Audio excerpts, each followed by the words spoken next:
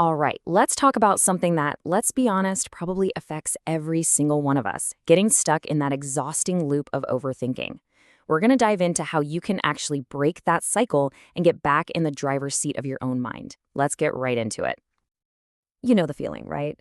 One little worry pops into your head and then it just spirals. You're replaying the same conversation, the same mistake over and over and over again, picking it apart until you're totally paralyzed. If any of that rings a bell, then yeah, you're definitely in the right place. So to really get a handle on this, let's start by putting a name to the experience.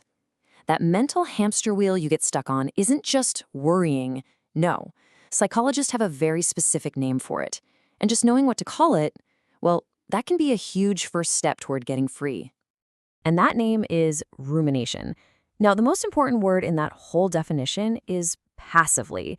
See, this isn't you actively trying to solve a problem. It's the opposite.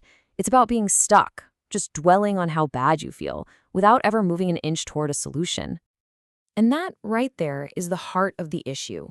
Rumination feels like you're doing something productive. It feels like you're thinking really hard about a problem, but you're not. You're just spinning your wheels in the mud, digging yourself into a deeper and deeper rut. And that's what leads to this really heavy, unsettling feeling. So what is that feeling, that profound sense of ugh, that comes from being trapped in that mental loop? Well, you guessed it, that has a name too. It's called dysphoria, and it's basically the polar opposite of euphoria. The original Greek literally means hard to bear, which, that's a pretty perfect way to describe that heavy, everything is wrong kind of feeling. Dysphoria is the emotional gasoline that keeps the engine of rumination running. And dysphoria isn't just one thing, It's this whole cocktail of awful feelings. It's not just sadness. It's being tired all the time. It's feeling irritable. It's anxiety. It's that nagging sense of guilt. It's almost like someone put a gray filter over your view of the world. When you put it all together, the rumination, the dysphoria, what you're really looking at is something called emotional dysregulation. It's just a way of saying that your emotions feel way out of your control, like your reactions are totally mismatched to what's actually happening. But okay, why? Why do our brains get stuck on repeat like a broken record in the first place? Well, to figure that out, we need to peel back the layers of our own thoughts, and this is where things get really interesting. Here's a huge idea, and it comes straight out of cognitive behavioral therapy. It asks you to consider something pretty radical. What if the bad thing that happened, the failed test, the awkward comment, isn't what's actually causing you pain? What if the real problem is the story you're telling yourself about it? And a really cool way to picture this is to think about those Russian nesting dolls, the ones that fit inside each other. Our thoughts are kind of like that. They have layers, and to get to what's really going on, you have to open them up one by one. So that big doll on the outside, those are your automatic thoughts. These are the instant knee-jerk reactions that just pop into your head. I'm gonna fail. They all think I'm an idiot. They feel like facts, right?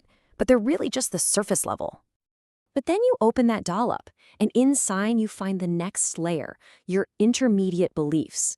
These are your personal rules for life, your if-then statements. So it's not just, I'm gonna fail, it's, if I fail this test, then it means I'm incompetent.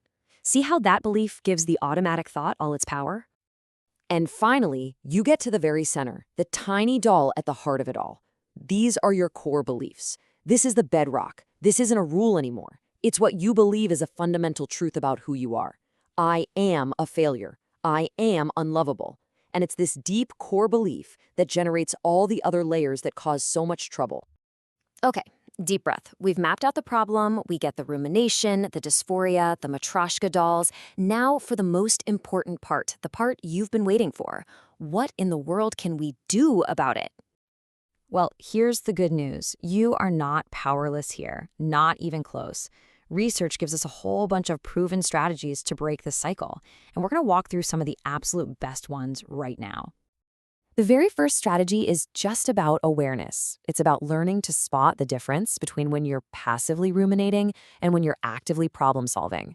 So ask yourself, am I just replaying this in my head for the 100th time, or am I actually thinking about steps I can take? Just noticing that difference can be a game changer. Second, you need a powerful distraction. And listen, I don't mean just mindlessly scrolling through your phone. The research is clear on this. It has to be something that really grabs your brain and demands your full attention. We're talking about a hard workout, a really tricky puzzle, or even a strong physical sensation like holding an ice cube. The goal is to yank your brain completely off the rumination track and onto a new one. All right, strategy 4 is a big one. It's about fighting back against that super harsh inner critic we all have. We hold ourselves to these insane standards we never expect from anyone else. And a simple but shockingly powerful way to break that is to just ask yourself this one question. Would I ever talk to my best friend the way I'm talking to myself right now? The answer is almost always a hard no, and that can really help you see how unfair you're being. Now, this next one might sound a little weird at first, but trust me, it can work wonders. You actually schedule an appointment to worry. You set aside, say, 30 minutes every day that is your official rumination time. Then, any other time a worry pops up, you tell it, nope, not now, I'll deal with you at my scheduled time. It's a way of containing the worry so it doesn't bleed into your entire day. You might even find that by the time your appointment rolls around, the worry doesn't seem so big anymore. And look, there are a bunch of other tools you can put in your toolkit too. Things like just observing your thoughts without judging them, or writing them all down to get them out of your head. Talking to someone you trust can give you a totally new perspective. The point is to experiment and find the tools that help you interrupt that cycle. So, as we wrap this up, what is the single biggest thing to take away from all of this? It's this. Your thoughts are not just harmless little things floating around in your head. They are powerful. They are the architects of your emotional world. They are actively, moment by moment, building your reality, whether it's for good or for bad. But here's the beautiful thing. That awareness gives you power. The moment you realize your thoughts are shaping your world, you gain the ability to start choosing different thoughts. So the real question is, now that you know this, what's one small step you're going to take to grab the wheel and steer your mind in a new direction?